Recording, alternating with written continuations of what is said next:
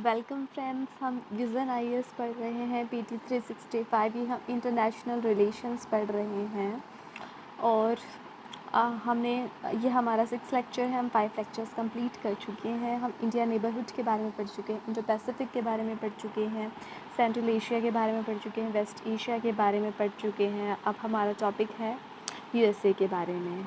Then हम Europe के बारे में पढ़ेंगे। उसके बाद इसमें कुछ इंटरनेशनल ऑर्गेनाइजेशन दी हुई हैं, वो स्टडी करेंगे। देन कुछ इंटरनेशनल इवेंट्स हैं वो पढ़ेंगे, इश्यूज़ हैं जो सिक्योरिटी से रिलेटेड हैं। फिर कुछ मिसलेनियस टॉपिक्स होंगे, फिर मिलिट्री एक्सरसाइजेस होंगे। हम इन सभी को चीज़ों को पढ़ेंगे turn by turn.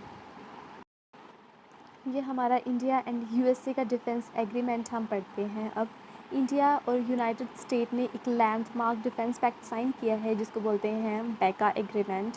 Basic exchange and cooperation agreement है। ये साइन हुआ है third round of 2+2 India USA ministerial dialogue.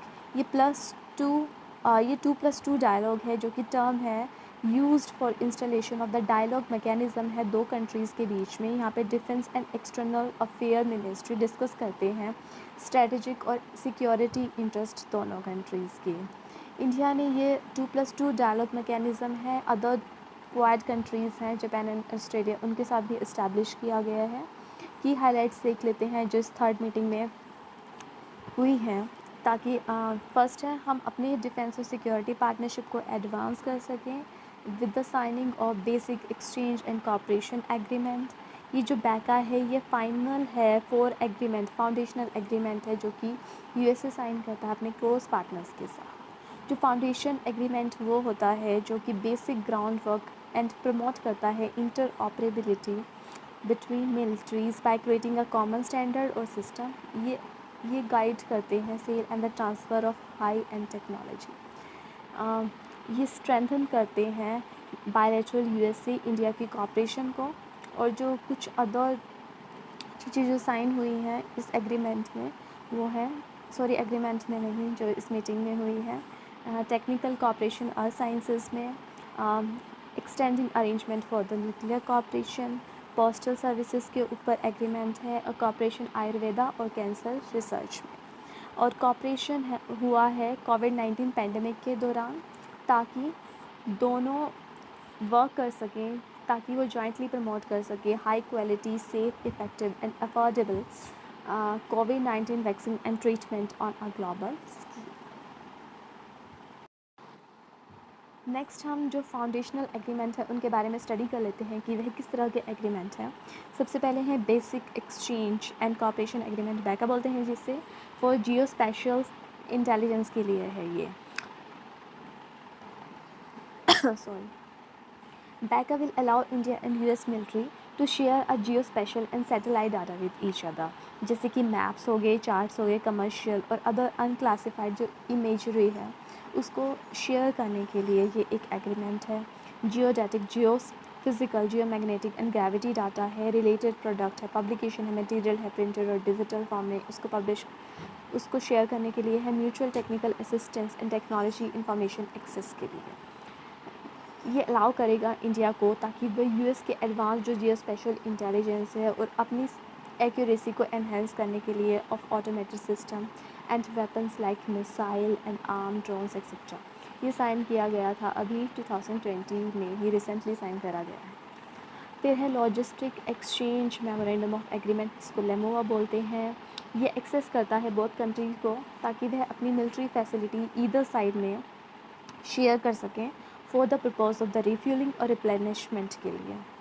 ये एग्रीमेंट है 4 एरियाज़ को कवर करेगा, पोर्ट कॉल्स को, जॉइंट एक्सरसाइजेस के दौरान, ट्रेनिंग के दौरान, ह्यूमैनिटेरियन असिस्टेंस और डिज़ास्टर रिलीफ के दौरान। Any other requirement has to be agree upon by both sides on case by case basis.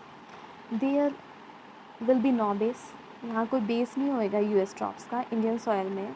ये सिर्फ एक लॉजिस्टिक एग्रीमेंट है जो कि रिफ्यूलिंग के लिए और रिप्लेनिशमेंट के लिए ही यूज़ किया जाएगा। India can access the US facility across the globe for logistic support and USA जैसे कि पता ही आपको ऑपरेट करता है in a big way in Asia Pacific region. ये इंडियन फैसिलिटीज़ को बेनिफिट करेगा और ये साइन हुआ है 2016 में।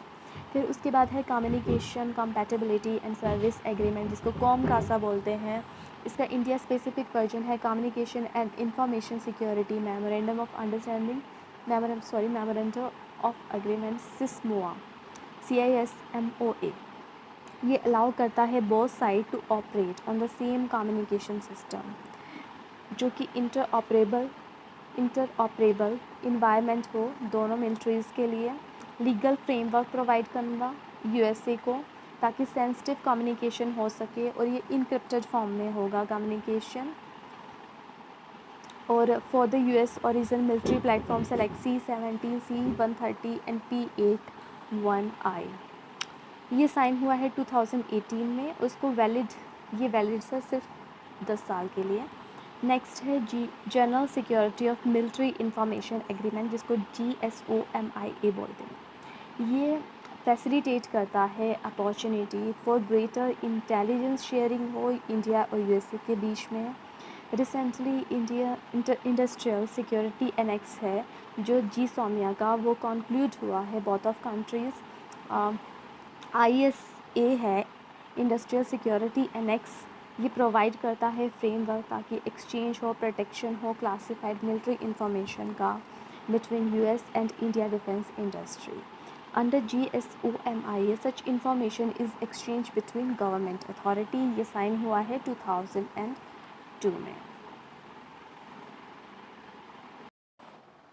नेक्स्ट हमारा टॉपिक होगा US India strategic energy partnership से रिलेटेड एक वर्चुअल मिनिस्ट्रियल मीटिंग हुई है recently, US India strategic energy partnership, ताकि प्रोग्रेस को देखा जा सके एनर्जी की फील्ड में। SEP है स्ट्रेटेजिक एनर्जी पार्टनरशिप, ये इस्टेब्लिश की गई थी 2018 में to enhance energy security through inter agency engagement on both side. 4 main pillars हैं जिसके power, energy efficiency, oil and gas, renewable energy और सस्टेनेबल ग्रोथ। की हाइलाइट्स देख लेते हैं। ये मेमोरेंडम ऑफ अंडरस्टैंडिंग है ताकि कोऑपरेशन हो सके ऑपरेशन से रिलेटेड और मेंटेनेंस, क्योंकि स्ट्रेटेजिक पेट्रोलियम रिजर्व है उसके लिए, और पॉसिबिलिटी है ताकि India storing oil in USA जो पेट्रोलियम रिजर्व है वहाँ पे ये डिस्कस किया गया है। US strategic petroleum reserve, US strategic petroleum reserve capacity है 714 मिलियन बैरल की, बल्कि इंडिया की कैपेसिटी सिर्फ 38 मिलियन बैरल्स ही है। Public private hydrogen task force भी लॉन्च हुआ है ताकि स्केल अप टेक्नोलॉजीज़ कर सकें टू प्रोड्यूस हाइड्रोजन, उसकी कॉस्ट को भी डाउन कर सकें।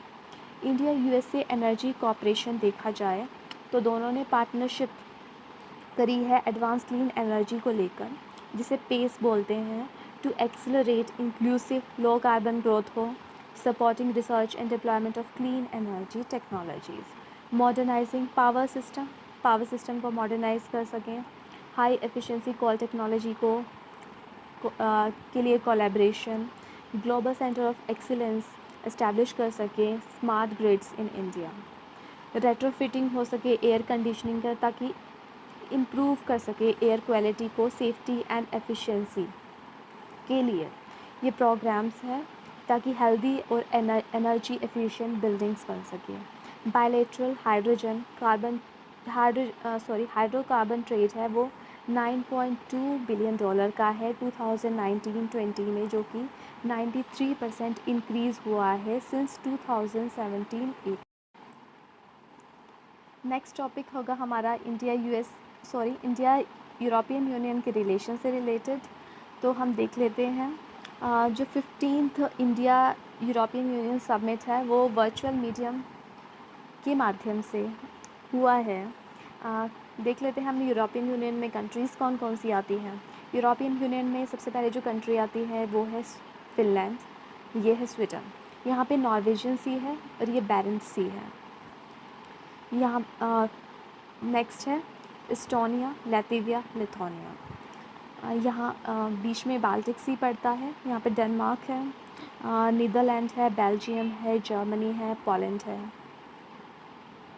पोलैंड है, यहाँ आयरलैंड है, पुर्तगाल है, स्पेन है, फ्रांस है लग्जमबर्ग है जो एक लैंडलॉक कंट्री है यूरोपियन कॉन्टिनेंट में। यहाँ इटली है, Romania, Bulgaria, Greece,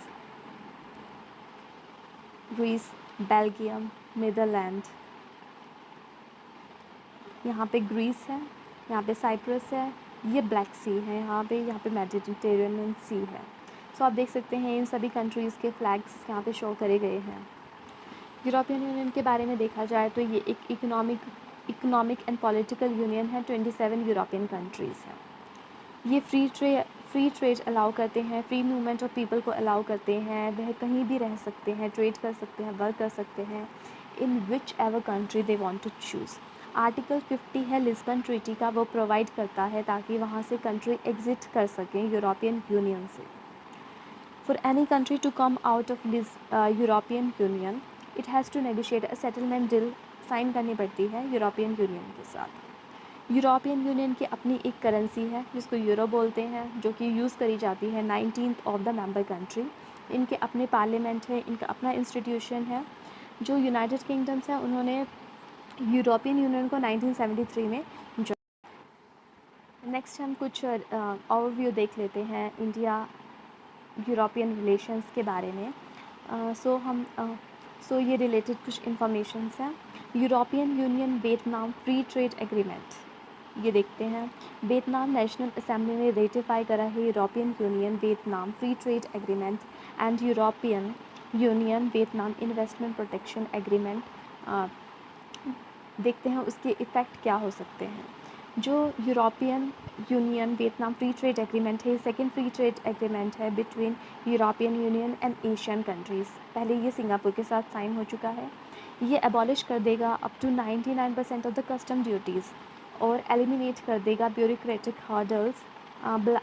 regulatory standard provide करेगा for goods like cars and medicine, ensure करेगा ताकि ईजियर मार्केट एक्सेस हो for both of the countries.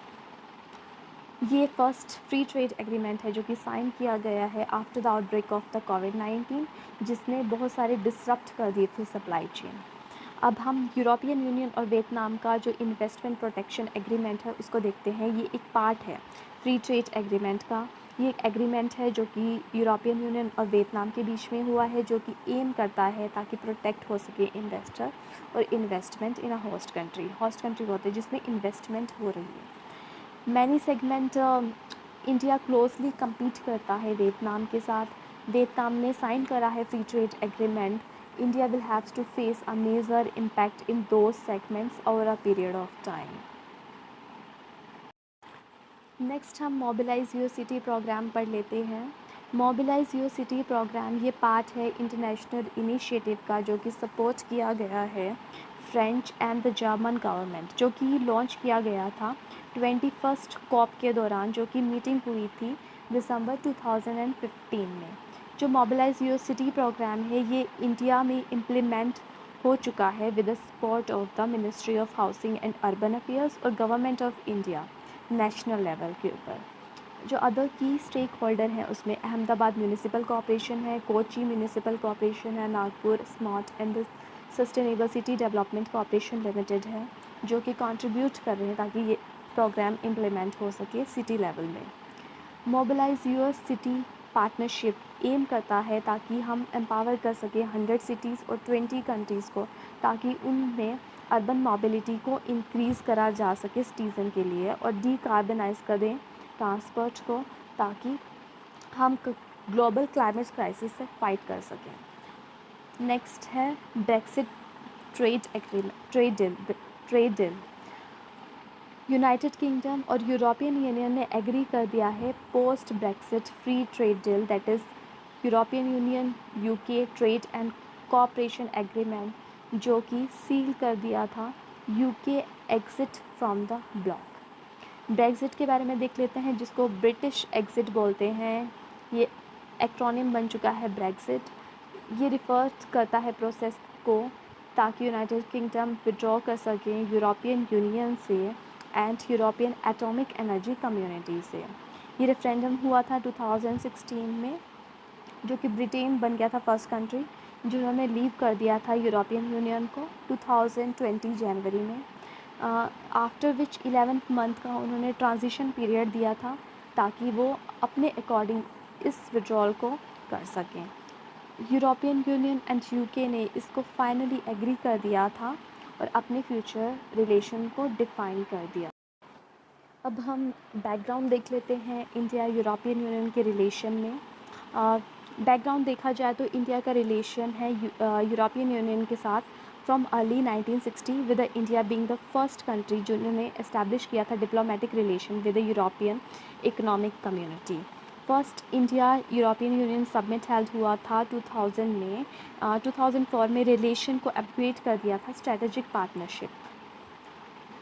फिर इकोनॉमिक एंड कमर्शियल रिलेशन भी है।